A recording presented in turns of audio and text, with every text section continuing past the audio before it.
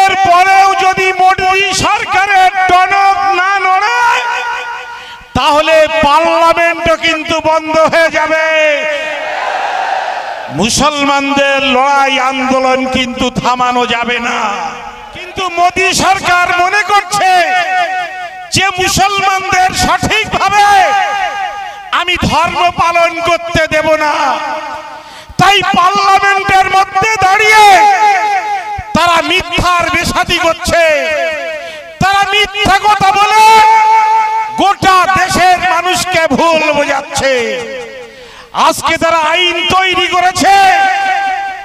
আজকে এই পশ্চিম বাংলার যে ওয়াকফ সম্পত্তির তালিকা তা খুলে দেখুন।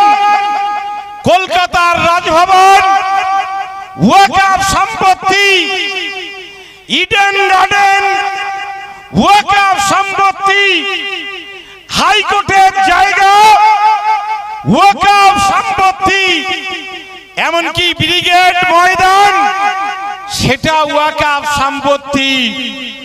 আজকে বলা হচ্ছে আইন তৈরি করে কোন সম্পত্তি ওয়াকফ সম্পত্তি যদি কেউ 8 বছরের বেশি ব্যবহার করে তাহলে সেই সম্পত্তি আর ওয়াকফ থাকবে না, সেই সম্পত্তির মালিক তাদেরকে বানিয়ে দেওয়া হবে।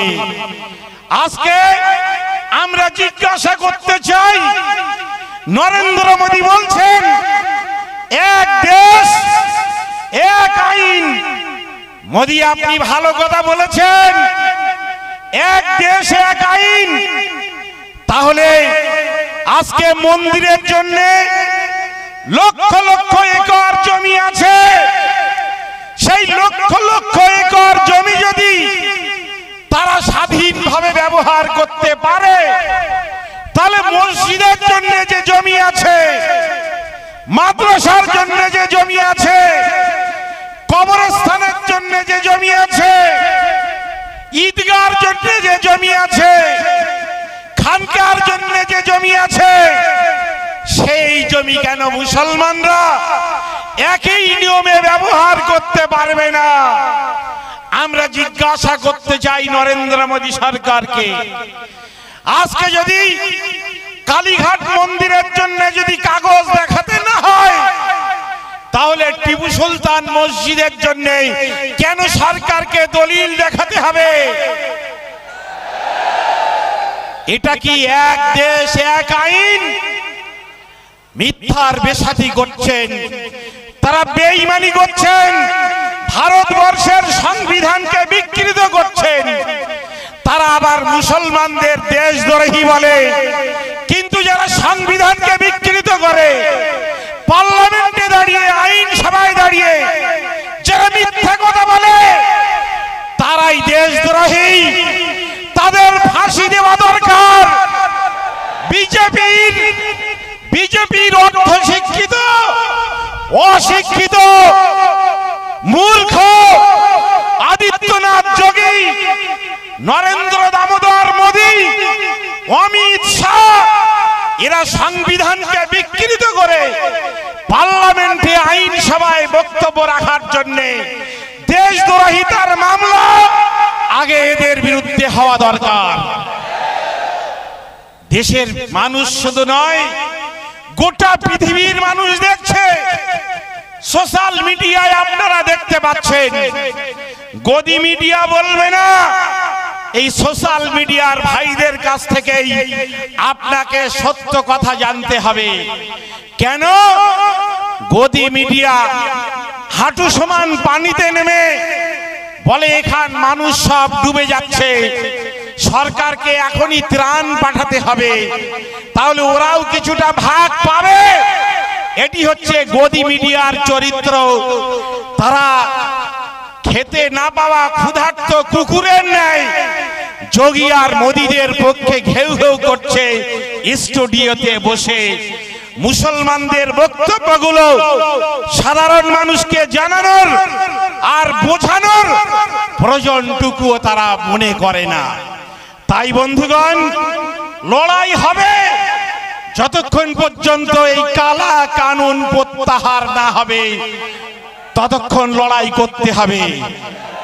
আপনারা একাধিকবার লড়াই করার জন্য কলকাতায় গিয়েছেন, সিপিএম এর ব্রিগেড ভরিয়েছেন, কংগ্রেসের ব্রিগেড ভরিয়েছেন, তৃণমূলের ব্রিগেড ভরিয়েছেন।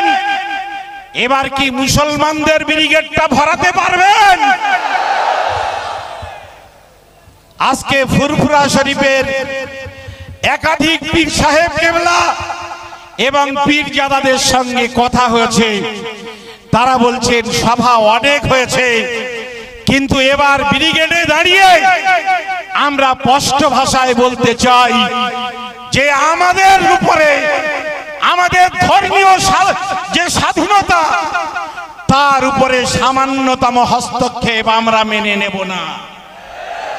ভাই আমার, লড়াই করতে হবে জীবনের শেষ রক্তবিন্দু দিয়ে।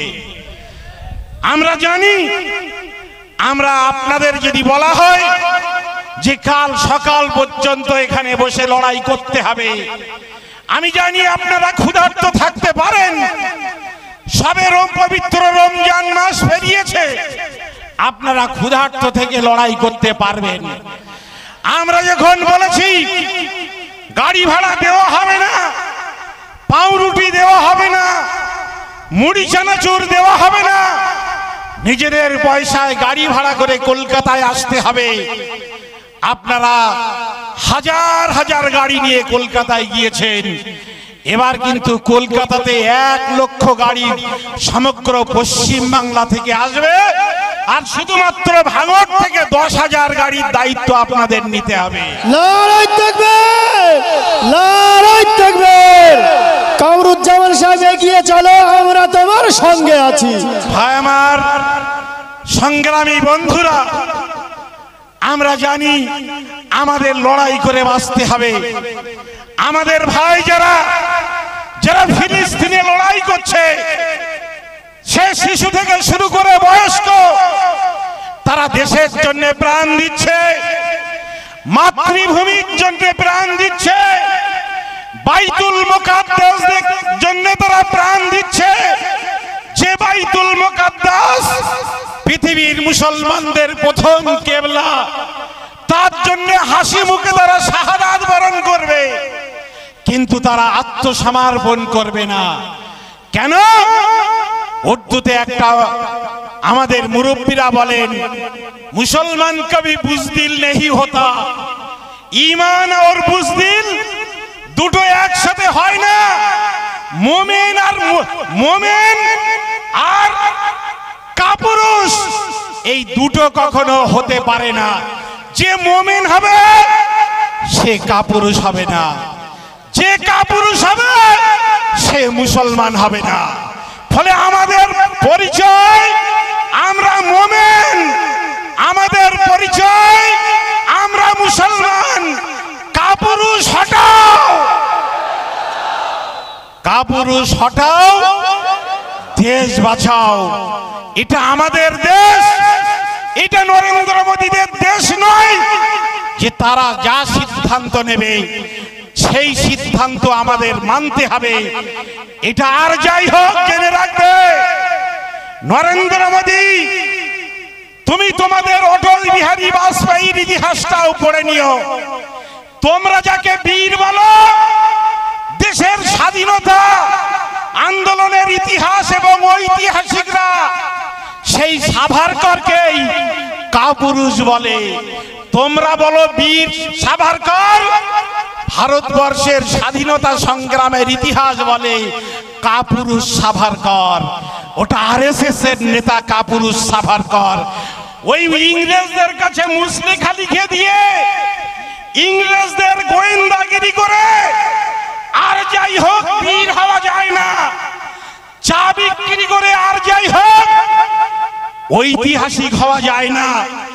ডক্টর মনমোহন হওয়া যায় না, ইন্দিরা গান্ধী হওয়া যায় না, রাজীব গান্ধী হওয়া যায় না, পণ্ডিত জওহরলাল নেহরু হওয়া যায় না। একটা সাম্প্রদায়িক কুলাঙ্গার হওয়া যায় নরেন্দ্র মোদীর মতো চা বিক্রি করে। ফলে আমরা জেনে রাখবেন, আমরা এই দেশ আমাদের, এখান থেকে ইংরেজদের বিতাড়িত করেছিল বিজেপির নেতারা নয়, ইংরেজদের বিতাড়িত করেছিল কংগ্রেসের নেতারা, ইংরেজদের বিতাড়িত করেছিল মুসলিম লীগের নেতারা।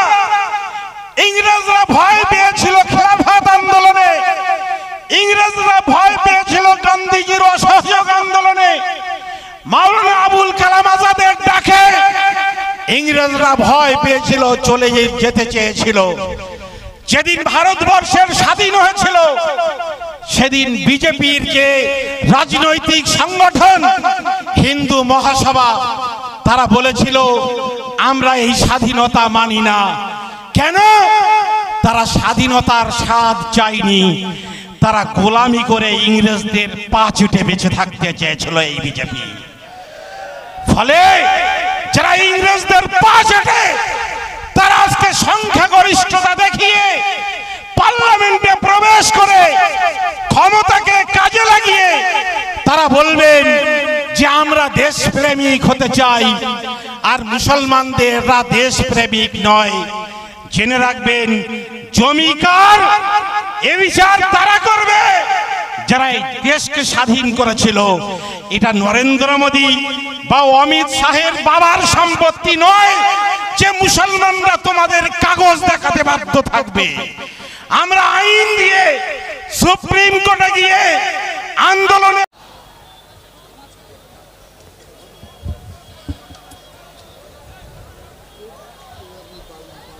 আসসালামু আলাইকুম। মঞ্চে উপস্থিত মাননীয় সভাপতি, ওলামায়ে কেরাম, আর মঞ্চের চারপাশে আমার সংগ্রামী ভাই ও বন্ধুরা, এ দেশের জন্যে, এদেশের স্বাধীনতার জন্যে যেমন আমাদের পূর্বপুরুষ যতক্ষণ টুপি মাথায় দিয়ে রাস্তায় নামেনি, ততক্ষণ ইংরেজদের পুলিশরাও কিন্তু ভয় পায়নি। এটাই হচ্ছে টুপিওয়ালা, এটাই হচ্ছে ধার্মিক মুসলমানদের বিশেষত্ব। নরেন্দ্র মোদীরা মনে করেছেন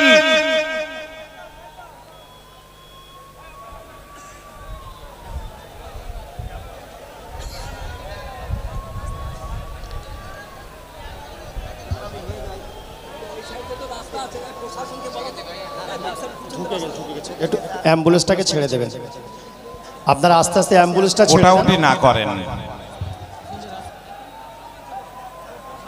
অটোগুলো, অটো টোটো ওরা আসবে না,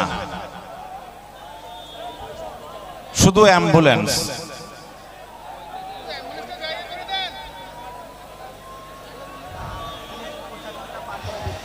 ভাই আমার, অ্যাম্বুলেন্স যাচ্ছে, যাদের কাছে প্রয়োজন তারা সহযোগিতা করুন। পুলিশের বন্ধুদের বলবো, এর বাইরেও কিন্তু আলাদা রাস্তা আছে, আপনারা সেই কর্নারগুলোতে দাঁড়িয়ে যান এবং খুব অল্প সময়ের মধ্যে মিটিং শেষ হবে। আমরা সাধারণ মানুষকে কষ্ট দিতে চাই না। 6টা পর্যন্ত মিটিং এর অনুমতি নেওয়া আছে, কিন্তু আমরা চেষ্টা করব, যেহেতু মানুষের সংখ্যা অনেক বেশি হওয়ার কারণে অনিচ্ছাকৃত রাস্তা বন্ধ হয়ে গিয়েছে, তাই যত তাড়াতাড়ি সম্ভব আমরা মিটিং এর কাজ সমাপ্ত ঘোষণা করব। ভাই, আমি যে কথা আপনাদের বলতে চাইছিলাম, আপনারা জানেন যে দিল্লিতে আজকে যে সরকার বসেছে, তারা দেশের সংবিধানের উপরে হাত রেখে শপথ বাক্য পাঠ করে তারা দেশের মানুষকে জানিয়েছিল যে আমরা দেশের সমস্ত মানুষকে ন্যায় বিচার দেব, জাতি ধর্ম বর্ণের ঊর্ধ্বে দাঁড়িয়ে সমাজ সমস্ত মানুষের প্রতি ন্যায় বিচার করব, কিন্তু ক্ষমতায় আসার পরে তারা কেবলমাত্র দেশের সংখ্যালঘু মুসলমানদেরকে টার্গেট হিসেবে নিয়ে দেশে সাম্প্রদায়িক মেরুকরণ তৈরি করে তারা দেশকে অরাজকতার দিকে ঠেলে দিচ্ছে। অনেকেই মনে করবেন মুসলমানদের মিটিং এর জন্য রাস্তা বন্ধ হয়ে যাচ্ছে। আমরা রাস্তা বন্ধ করতে চাই না, কিন্তু জেনে রাখবেন আজকে ভারতবর্ষে মুসলমানরা রাস্তায় নামার কারণে বিভিন্ন জায়গায় রাস্তা বন্ধ হচ্ছে।